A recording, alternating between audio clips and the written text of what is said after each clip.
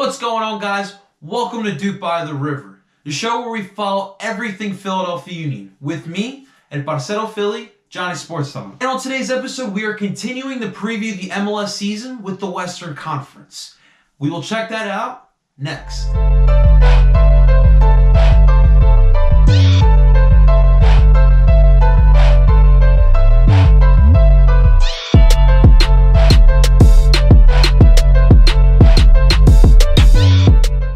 The Western Conference last season was a wild shootout till the very end and brought us a memorable last day of the MLS regular season when Houston Dynamo went into LA Galaxy and beat them, knocking them out the playoffs, allowing Cinderella story RSL to go through. And this season in the Western Conference should be even more exciting because I genuinely believe that the Western Conference quality has gotten deeper. And in 12th place of the Western Conference, I have Vancouver Whitecaps. Vancouver are coming off a season in which they will probably have their biggest sale in their franchise's history, selling Alphonso Davies to Bayern Munich for $22 million. And after last season, Vancouver cleaned house, letting everyone go and are going through a rebuild phase. They hired head coach Marc Dos Santos, who's coming from LAFC to lead the charge of this new rebuild. And it seems like Vancouver want to follow the mold of MLS 3.0. Signing young DPs from outside of the North America. And first up, they went out to Uruguay and signed Joaquin Artias, a 20-year-old forward. Then going to South Korea and signing a 22-year-old midfielder Hwang In-bam, who actually played with Son Heung-min. Shout out Tottenham Hotspur. They also brought back my boy Freddie Montero, who's coming over from Sporting in Portugal. I believe he will benefit Vancouver and bring in some veteran leadership as well as some production on the attack. Unfortunately for Vancouver, there's a lot of inexperience, including their manager, Marc Dos Santos. It's the first time he's managing an MLS club. They play in a tough Western Conference, which is the reason why I think they will finish in last place. But do not sleep on Vancouver this year and going forward. I think in the future they will be a problem. They have their minds set on signing young international players, and I think this will pay off in the long run for Vancouver. In 11th place, I have San Jose Earthquakes. And when we talk about San Jose Earthquakes, the first thing we have to bring up is Matias Almeida. And after finishing last place in 2018, San Jose bounced back this season by already having probably the best manager in the MLS. Matias' resume speaks for itself. Probably one of the best managers in River Plate's history, as well as Chivas de Guadalajara. And he chose a new challenge by coming to the MLS and picking another historic club like San Jose. I think this hire is great for San Jose, and it's going to be good seeing them being good again. But unfortunately, we're talking about the last place team from last season, and there hasn't been much change this year. Matias is going to have a difficult job transitioning to the MLS only because his team is not that talented. One of my main questions for San Jose is where are the goals going to come from? And how is this team going to transition to Matias' system? I think in Matias' first year, San Jose will challenge and will compete. But like I said, with the lack of talent, they're going to have to rely on probably the Wondolowski watch as he is going to break Landon Donovan's scoring record this year. But unfortunately, Matias will have his learning curves as well, San Jose, and they will finish in 11th place. And in 10th place, I have Houston Dynamo, who are coming off a season in which they won US Open Cup, but missed out on the playoffs yet again. And there is talent on this squad, a lot of Latino talent on this squad. Unfortunately, though, for Houston, with their emphasis on the tournaments, it really affects their play in MLS. And with Houston, I love the talent, and I love the depth that they have on this squad. Unfortunately, though, for Houston, like I said, there's too many competitions they focus on, just like last season. They got the MLS regular season, US Open Cup, and they have CONCACAF Champions League, which right now they are in, and they have a good chance of winning. One player I'm interested in seeing with Houston is Albert Ellis, the Hondureño international, who has been already been looked at by a lot of European clubs. I'm interested to see how he will perform this season and whether he will get sold in the European transfer window in the summer. But like I said, with the depth and the quality of the Western Conference this season, I just don't think Houston have enough in the regular season to get to the playoffs. And I see them finishing in 10th. In 9th place, I have the Colorado Rapids, who this season are going into make or break season. With Tim Howard retiring, the fan base and the front office getting fed up as well. They've gone all in and brought in some big name players to come play in Colorado. In the midfield, Colorado brought in Benny Feilhaber, the American international who's coming over from LAFC, as well as locking up Kelly Acosta to a multi-year deal. And up top, they brought in Diego Rubio from Sporting Kansas City, and everyone's favorite, Kai Kamada, who's coming over from Vancouver Whitecaps. The issue last year was their defense as well, putting Tim Howard in bad situations. They did bring over my boy Keegan Rosenberry from Philadelphia, who should help out not only with the defense but the attack, as he's more of a traditional fullback in today's day and age. When you look at the Colorado Rapids offseason, it gives you a lot of vibes of MLS 2.0, just signing a bunch of guys because of the name. It's going to take some time for Colorado to transition and to build some chemistry with these players. Unfortunately, though, like I said, with this tough Western Conference, I don't think Colorado's going to have enough time to transition, and they will miss out on the playoffs yet again. In 8th place, we have a little bit of a surprise. I got FC Dallas falling to 8th. Dallas is going through a little bit of a change. They're going all in, committed on the homegrown system that they have, having 9 players potentially in their lineup that they have from their homegrown academy, and they come in with a new coach, Luchi Gonzalez. I do like what Dallas is doing, having all their commitment to the homegrown system. And I do like the style of play that they will probably use this year, which will be a high-pressing system with the young guys that they have. But unfortunately, with their inexperience, I think that will be the downfall for them. With this very tough Western Conference, I'm not sure if FC Dallas can last throughout this whole season.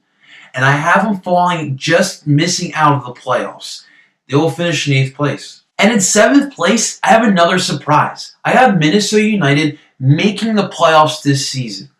After falling into the shadow of Atlanta United for the past 2 seasons, they finally, I believe, will find some success and make the playoffs. They're going into a season with a brand spanking new stadium, an Allianz Field. I believe that this beautiful ground will bring a new passion for the fan base, and they will come out and support and will give a new energy for Minnesota United. In the offseason, Minnesota invested in improving the defense, who gave up ridiculous amount of goals the past 2 seasons. And the reason why they have been as bad as they have been. The additions of Osvaldo Alonso and Iko Para are going to be crucial. Their veteran leadership and their defensive prowess is going to change the whole mentality of this club. I bought into the excitement of Minnesota United, and I think they will make the playoffs this season. In 6th place, I have Real Salt Lake. Last season, they surprised us by making the playoffs in the last season and upsetting LAFC in the first round. Unfortunately, they did not have enough to keep going as they lost to Sporting KC in the second round of the playoffs. But this season, Pecky should have his guys firing again. The reason why I have RSL in the playoffs is one guy and one guy only. Mike Pecky. He's a manager that we don't talk about enough in the MLS. This is the guy, I believe, that was one of the main reasons why RSL snuck into the playoffs and were able to upset LAFC. From his tactics, his motivation, and his defense of his players, he is always behind his players, is huge. I think RSL, doesn't matter who they have in their lineup, will score goals. They have a great attackers in the attack for this club. In the end, I think RSL will still make the playoffs this year, and they will finish in 6th place. In 5th place, I have LA Galaxy. After missing the playoffs the past 2 seasons, I believe LA will make a bounce back. And one of the main reasons why they will bounce back is my boy Guillermo Barros Quilotto, who's coming over from one of my favorite clubs, Boca Juniors, and had some success down there. He will bring his philosophy, mentality, LA Galaxy, and I believe that locker room will respond well to him. Obviously, when you talk about LA Galaxy, you got to talk about Zlatan Ibrahimovic. Last year came into the MLS and came in with a storm, scoring 22 goals in less time. But when we talk about the LA Galaxy, the issue is in goal scoring. They've been able to score plenty of goals. It's been the defense that has failed them. And if we remember the last match of last season against Houston, they allowed 3 goals in the second half that knocked them out of playoff contention. I believe with Barrios Scalotto's philosophies, they will shore up the defense and will be a better squad this year. LA Galaxy are back in the playoffs. In 4th place, we have the Seattle Sounders, a team in which we all think that they keep aging, but yet still find young players to contribute. Last season's Seattle season ended in a heartbreak, losing in the second round of PKs to their arch rivals Portland Timbers. And this season, I think Seattle will be an explosive team. With Raul Ruidiaz up top, I believe he will be a dark horse for the Golden Boot. And more importantly, the return of Jordan Morris from his ACL injury. If he is healthy, Seattle's going to be a very dangerous team. In the end, I believe Seattle will fight for the first seed in the West, but I think they will fall to fourth and finish there. In third place in the West, we have Seattle's rival, the Portland Timbers, who last season suffered a heartbreaking loss in the MLS Cup final to Atlanta. But this season, we should see Portland not lose a step and possibly return back to MLS Cup. Of course, when we talk about Portland, we got to talk about Gio Savarese, one of the best managers in the MLS, and did a great job of having his team hot at the right time. This was the most confident team in the West at the end of the stretch last year, and was the reason why they made MLS Cup. The Timbers haven't changed much from last season, but of course their attack still starts with Blanco and of course Diego Valeri. The Timbers are also still looking for a designated player to come in and help the attack for the Timbers, as they are searching thoroughly throughout the world, but it looks like they will stick to their Latino America roots and probably find some sort of attacking talent down south. The Portland Timbers will continue to be a Western Conference powerhouse and will finish in third place. In second place, we have the team that Portland beat in the Western Conference Finals, and that was Sporting Kansas City, a club that has been the standard of consistency in the MLS over the past decade. And when you talk about Sporting Kansas City, you have to start with their head coach, Peter Vermes, who has built an absolute machine at Sporting Kansas City. Their investment in youth development and trust in these young guys have paid off in the long run. We've seen Sporting Kansas City sell players year in and year out, yet they still retool and are still always at the top of the Western Conference. And this season, we won't see much difference. Sporting Kansas City will make the playoffs and more likely will make the run. But can they make it back to MLS Cup? And can they win it again? These are the standards of Sporting Kansas City. The one issue, I believe, will be the number 9 position, where they haven't had much consistency. And I think that will be the downfall of Sporting Kansas City in the playoffs. But expect them to finish second in the West. And at number 1 in the West, we have LAFC going into their second season in the MLS. And they didn't come in quite as hot like Atlanta United, but still came in pretty hot. They were near the top of the West for most of the year and finished the year in the 3rd seed going into the playoffs. And in the playoffs, unfortunately, they got upsetted by Real Salt Lake. In the first season, they went through a lot of bumps and bruises that I believe that they will shore up this year. A lot of late goals and a lot of matches that they lost in the last minute. In the playoff match, once RSL got the first goal, LAFC did not know what to do. But the key in the second season is Bob Bradley. Bob Bradley is one of the best coaches in the MLS, and he will have this team ready to play. The key is going to be Carlos Vela. I believe he is the engine for this club. They will go far when he plays well. And a guy you should keep an eye out for is my parcero Christian Ramirez. He's a young Colombian-American playing for the USA as well, and I believe he will have a breakout season this year. Guys, that's what I think will happen here in the West. There was a couple surprises, but I think the West will be a fun outing all season long. But guys, let me know what you think. What's going to happen in the Western Conference this year?